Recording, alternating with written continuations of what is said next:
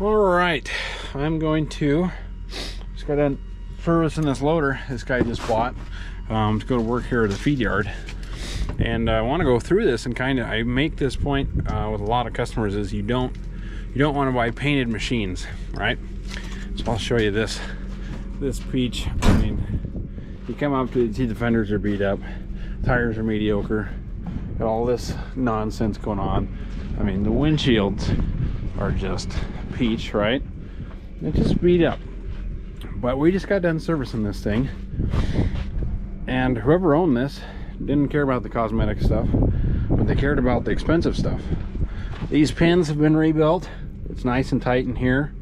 All the Zerks take grease. The engine runs like a top. You know, it had a pretty severe hydraulic leak. Kind of scared some people off from the auction. Like, look at this, the whole back part's missing, the fan's just hanging out. But mechanically, this thing is an absolute peach. The guys that had it before, I don't know, I guess I can get behind. They stayed with the important stuff. And you know, this is a Komatsu, I think a PC200, but this engine is part for part almost an identical twin to a 5.9 Cummins. This is, you know, when like the guy that bought this first got, he's like, I don't know if I want to keep it. You know, it looks pretty beat up, and it was leaking hydraulic oil like nobody's business. It turned out to be a $100 hose and just some simple stuff. And so we got that fixed. Hydraulic leak's over. The pins are tight. Doesn't have any other leaks that I can find right now. All the pins take grease. You know, there's nothing hobbled out or crazy. It steers good, but you know, I've been around so many machines that get called out on. They're painted up beautifully. They're pretty. Those pins are wore out. Your bucket pins are wore out. They don't want to shift. They're leaking all over the place from seals and like major component stuff that needs to be rebuilt. And you know, and when you buy paint like that, that's what happens every time. You know, this used equipment, unless it's pretty new, just plan on the paint being rough and get over it, because you could fix all this stuff for, I don't know, you put $3,000 into cosmetics, put some, well, let's say 4 or 5, because windshields are expensive. Put some windows in it, windshields, put the doors, paint it, and you'd have a nice machine. But in the grand scheme of equipment, that's not very much money for what that engine could cost, what the transmission could cost. Those center pins, if those babies are wore out, you're talking big money to do that right.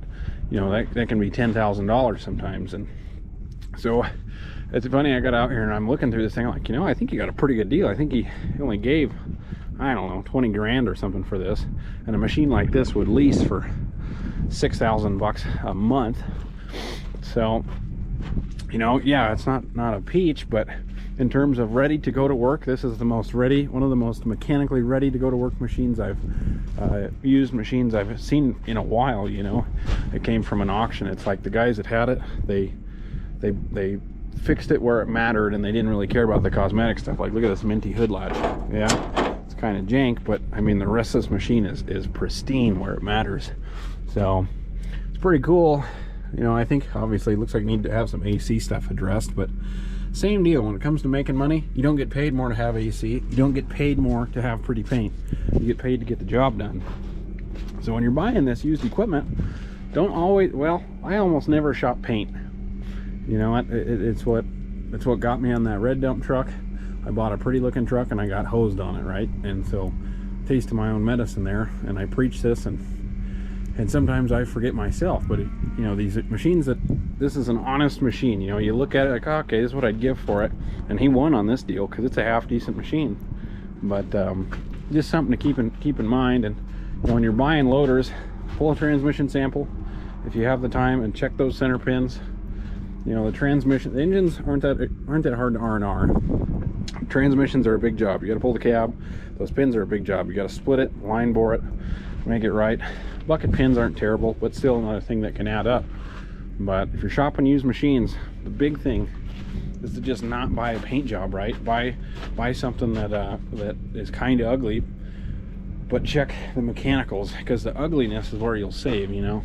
So there's my quick 2 cents on equipment there. But you know, I can't I can't get over how nice this thing is mechanically, and it's just stupid cosmetic stuff is just wore out. I mean, the battery boxes are missing and all this stuff, and we hauled it.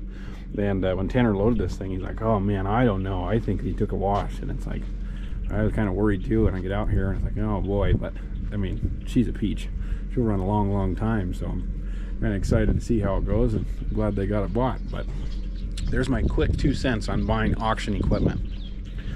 Thanks for watching. Watch some of the other YouTube stuff if you're into this mechanicking working nonsense. And yeah, catch you on the next one after my door latches here.